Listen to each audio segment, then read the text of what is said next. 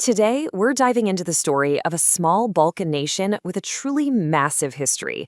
It's a country of dramatic mountains, a fierce spirit of independence, and, honestly, one of the most incredible transformations you'll find in modern Europe. We are talking about Albania. Okay, so to really get Albania, you have to start with what Albanians actually call their home, Shqipëri. Now, the name goes back centuries, and it's widely said to mean land of the eagles. How cool is that? It's this powerful, almost mystical name that, as you'll see, just perfectly captures the soul of the nation.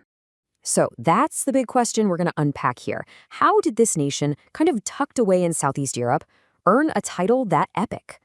Well, the answer is a story about geography, about resistance, about crushing isolation, and then a stunning rebirth. Let's get into it.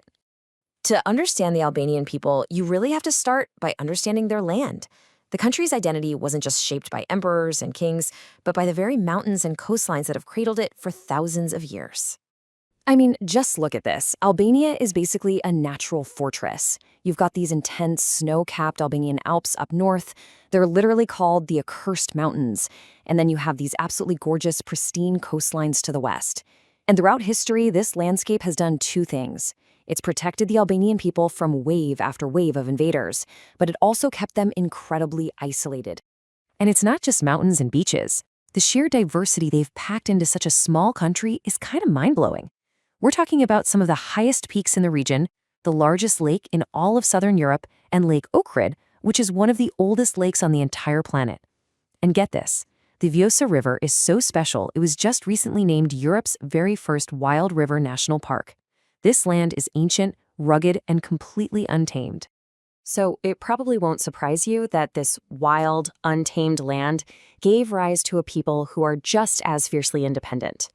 The story of Albania is really a story of non-stop resistance against some of the world's biggest and baddest empires. And this timeline barely scratches the surface. Before the Romans showed up, this place was run by the Illyrians, the direct ancestors of modern Albanians. After Rome, the Byzantines took over. Then, in the Middle Ages, you see the first real glimmers of an independent Albanian state. But the biggest challenge of all was just around the corner, the Ottoman Empire. And this is where that whole land of the eagles thing really takes off. In the 15th century, one man, George Kastrioti, better known as Skanderbeg, becomes the living, breathing symbol of Albanian resistance. He is the national hero, and for a very, very good reason. Just let this number sink in. 25 years. For a quarter of a century, Skanderbeg and his pretty small army of Albanians held back the entire might of the Ottoman Empire, which was, the global superpower of its day. He was a legend across Europe, seen as this bulwark defending Christendom. It's an absolutely incredible story. And this quote, the national motto, it just perfectly captures that legacy. It speaks to this deep, powerful connection between the land, the struggle, and the identity of the people. To be Albanian is a point of immense pride, an honor that was literally forged in battle. Okay, let's fast forward to the 20th century. After hundreds of years under the Ottomans, Albania finally gets its independence in 1912. But what came next was a century of just unbelievable chaos, where that proud eagle was essentially locked in a cage. I mean, the country barely had a moment to breathe. They declare independence, and then they're immediately caught up in world wars. First, they're invaded and occupied by Mussolini's Italy. Then, when Italy falls, Nazi Germany takes over. Liberation finally came in 1944, but it wasn't liberation into freedom. Oh no, it was the beginning of one of Europe's most brutal and isolated dictatorship. For the next 40-plus years, Albania was ruled by a hardline Stalinist dictator named Enver Hoxha. He turned the country into a hermit kingdom, like a European North Korea. Haunted by that long history of invasion, he just systematically cut ties with everyone, first Yugoslavia, then the Soviet Union, and finally even China, leaving Albania completely and totally alone on the world stage. And if you need one single image to understand the paranoia of that regime, this is it. That's not a typo. Over 173,000 concrete bunkers were built all over the country. That's about one for every 11 citizens. They dot the entire landscape, these concrete mushrooms meant to defend against enemies from the west and the east, invasions that, of course, never came. The regime's control was absolute. In 1976, Hoxha took the radical step of outlawing all religion. Not just discouraging it, he banned it in the constitution, declaring Albania the world's first official atheist state. Mosques and churches were demolished or turned into warehouses. It was total ideological control. But then, Hoxha died. And soon after, communism began to crumble all across Eastern Europe.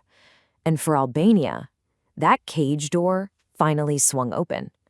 The 1990s kicked off a period of chaotic, difficult, but ultimately hopeful change. The eagle was finally free to fly again. And the change was just whiplash. Imagine going from a country where you couldn't own a car or leave to a multi-party democracy with a free market, almost overnight. It was a massive shock to the system, and it wasn't smooth sailing. There were some really tough years. But the direction of travel was set. Albania was turning its face to the west. And you can see that methodical progress right here.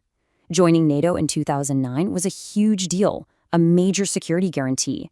And now, the country is deep into the long and complicated process of joining the European Union. Every one of these steps is a deliberate move away from that isolated past and towards a European future.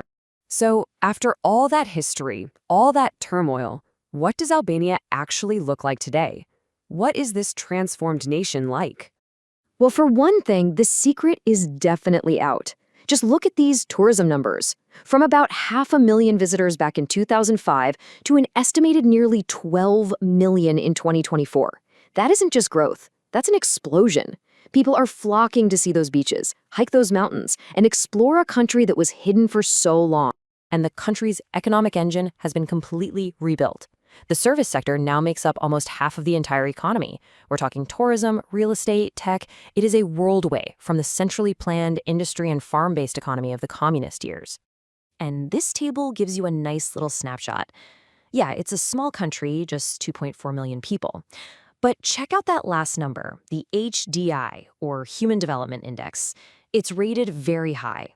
That's a key metric that means, in terms of things like life expectancy, education, and standard of living, Albania has firmly established itself as a developed nation.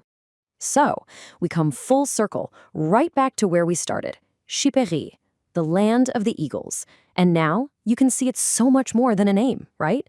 It's a story of resilience that's been written into the very mountains, carved into its history, and is now defining its future. I mean, that journey from being Europe's most isolated, paranoid state to becoming its newest hotspot, it is nothing short of extraordinary. The only question left is, having finally reclaimed its freedom and its place in the world, where will the eagle fly next?